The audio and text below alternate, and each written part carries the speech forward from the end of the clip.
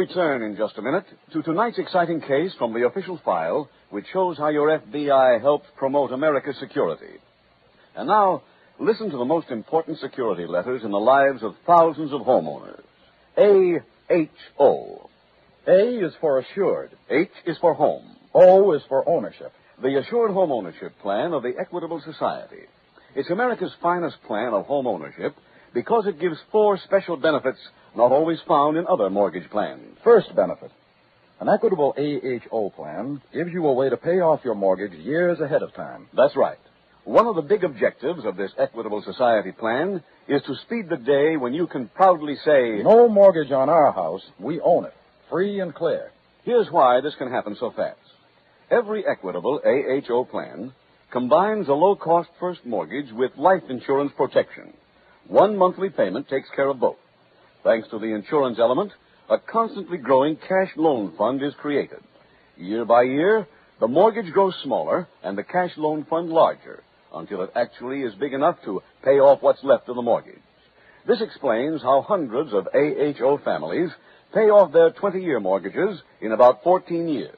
That's 6 years ahead of schedule. Second benefit of an Equitable Assured Home Ownership plan. If the owner dies, his widow doesn't inherit a mortgage.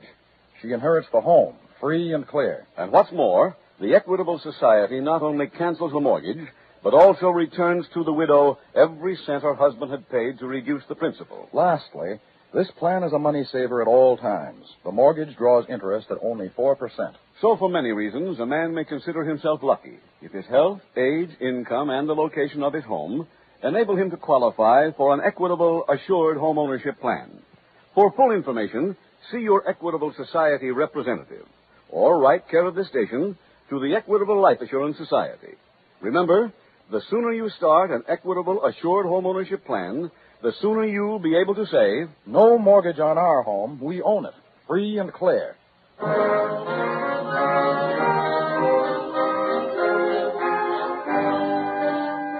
And now back to the FBI file, The Innocent Santa Claus.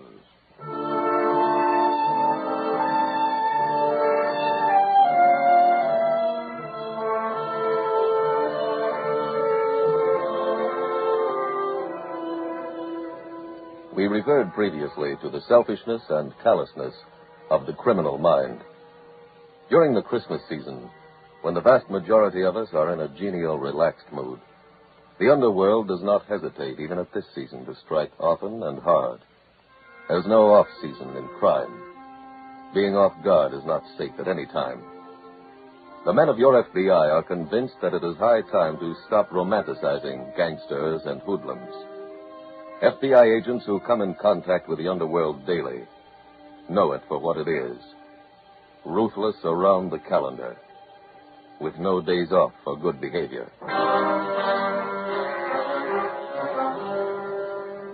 Tonight's FBI file continues in the hospital ward at the city jail. Special Agent Jim Taylor is interviewing Fred Harper. Mr. Harper, you insist that Mr. Caldwell's chauffeur knocked you out last night? Don't these lumps on my noggin prove it? But Mr. Caldwell says he has no chauffeur and never sent a car for you. Well, whoever the guy was, he belted me out. And that's all you can tell me. Mr. Taylor, do I look like a guy who'd stick up a kid's party? Well, unfortunately, looks don't mean a thing. But I've never been picked up even for jaywalking. The only record I got is in the back issues of Variety. Are you sure you can't remember anything about this man? Well, he's a tough audience. What do you mean? I told him 2 jokes, both flops. He never even cracked a smile. Look, my agent can prove they sent a car for me. Pete Morrow in the Central Building. Yes, I know. Detective Wolf spoke to him. He claims he gave you the Santa Claus outfit and Caldwell's address, and you were supposed to get there by yourself. Well, he's a liar. Well, his word is better than yours right now. Why? He didn't turn up with any of the stolen jewelry on him. But I'm being framed. No, you're not. This case won't be closed till we find the rest of that jewelry.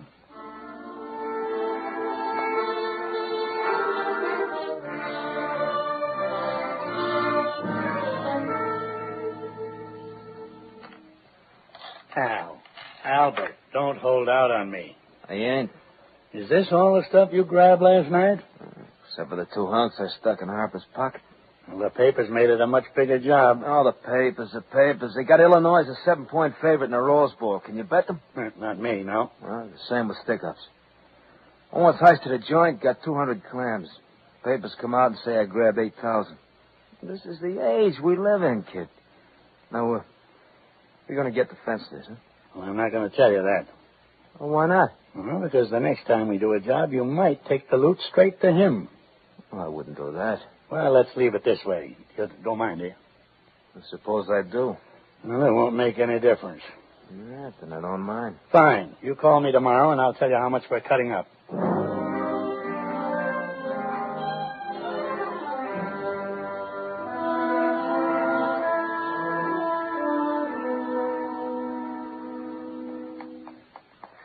Daddy. Hi, honey. I got so scared last night when you didn't come home. Well, keep being scared. We're still in a jackpot. Mr. Taylor told me he was coming to see you. Didn't you tell him you had nothing to do with it? Mm-hmm. But I'm still here. Oh, they'll let you go. Oh, sure. When they take this turban off my noggin, they'll move me down to a regular cell downstairs. Great guy you got for an old man. I know you didn't steal anything. Thanks, honey. Oh, hand me that bottle of pills. My head starts coming off if I get up. Here. And a little water, honey. Thanks. What kind of pills are those? I don't know. Well, here goes. Oh. They taste like chopped up theater tickets. Nothing, huh? I just don't feel like laughing. Daddy, will you be out Friday? I got it. Why? I promised my teacher. Promised her what? Well, the school Christmas play is Friday. I told her you'd be there. Well, that's fine. But I'm such a hit here, I think they'll hold me over. But I told my teacher what a sensational Santa Claus you'd do. Daddy, we've got to figure some way to get you out by Friday. Well, if you get an idea, cut me in for half. Isn't there anything we can do? Sure. Just keep hoping, honey.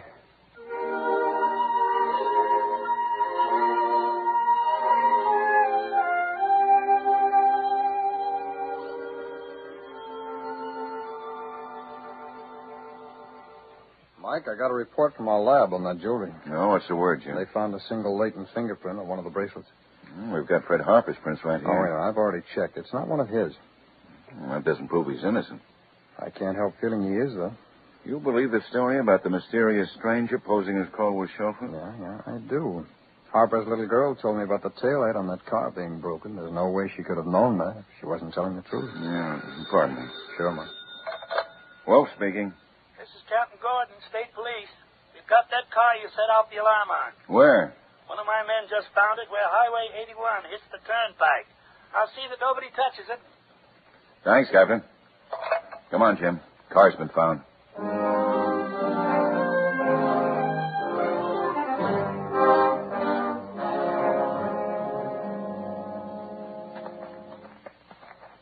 Yeah, that's the car, all right, Mike. Mm-hmm. There's the broken tail lamp. Well, let's see what's inside it.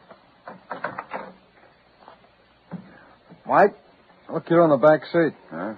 Santa Claus outfit. The pants, shirt. Hood, there's the whiskers on the floor. Any labels? Let's take a look. Yeah. Yale Costume Company, but that's no help. Harper's agent admits running the suit. Let's suppose we go through the trunk. Oh, wait a minute. I'll look up front first, Mike. Right. Police went over everything in the car for prints. It was clean. Yeah, let's take a look in here. Well, these glove compartments are like the clocks. They never work.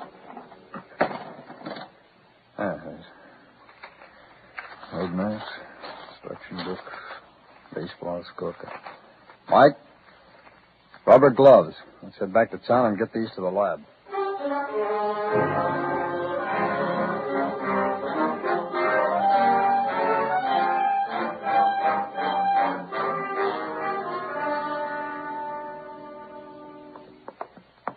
Hello, Pete. Well, Fred, how come they let you out? Mr. Taylor here can tell you. Oh, Taylor? Yes, I'm a special agent of the FBI. I'd like to ask you a few questions, if I may. Sure, anything. Sit down. Thanks. Now, Mr. Morrow, you told Detective Wolf you made no arrangements to have Harper picked up the other night. Yeah, that's right. We found that car yesterday. The one he used in the stick-up? Well, the one that was used, but not by Harper. We also found the gloves that were part of the holdup man's costume. Oh, so? So our laboratory got a full set of prints off the inside of those gloves.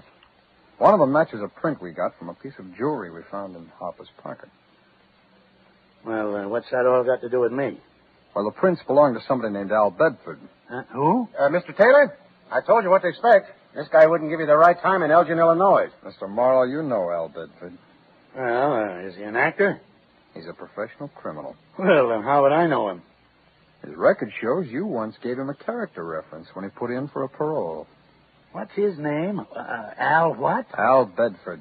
You better be nice to him, Pete. Maybe he'll give you the job booking talent on those prison shows. Say, I don't know what either one of you guys are talking about. Oh, hi, Mike. We caught Al Bedford. I just got a full confession from him. Mr. Morrow here was his partner. That's a lie. Hey, Mr. Taylor, that clears me now, huh? Yes, it does. Then I'd better call my kid and find out if there's still time to do that Santa Claus bit. All right. Mike here can drop Morrow off at the city jail. I'll go with you.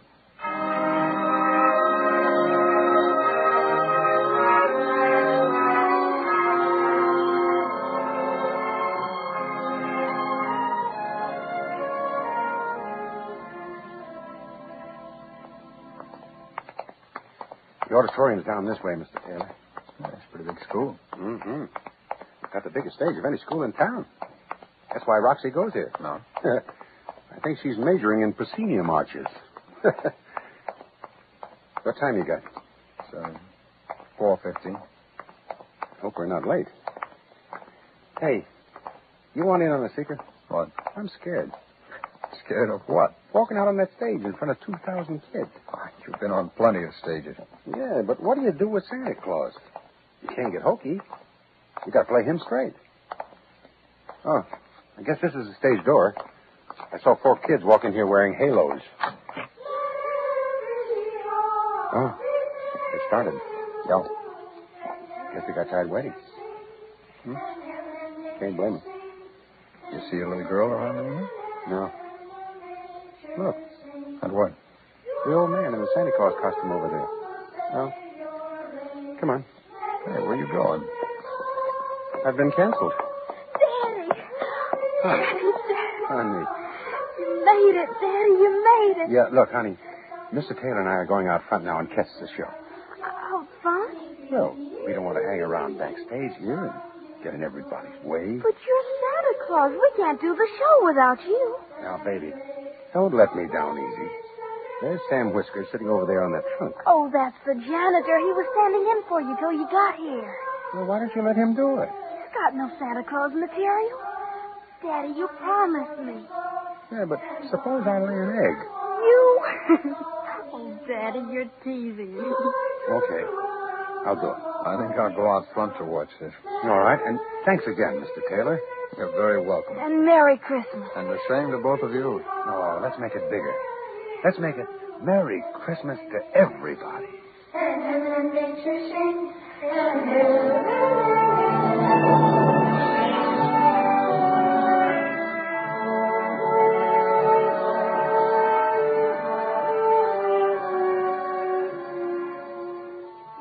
And now we bring you a message from the book of Luke in the New Testament. A message shared with you by FBI Director J. Edgar Hoover, every special agent and employee of the Federal Bureau of Investigation. A message also shared with you by every officer and employee of the Equitable Life Assurance Society of the United States.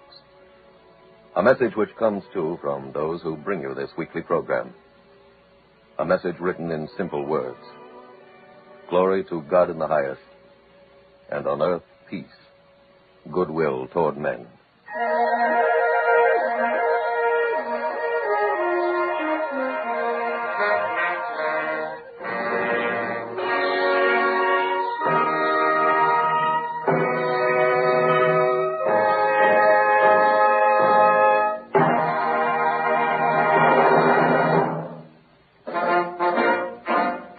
The incidents used in tonight's Equitable Life Assurance Society's broadcast are adapted from the files of the Federal Bureau of Investigation.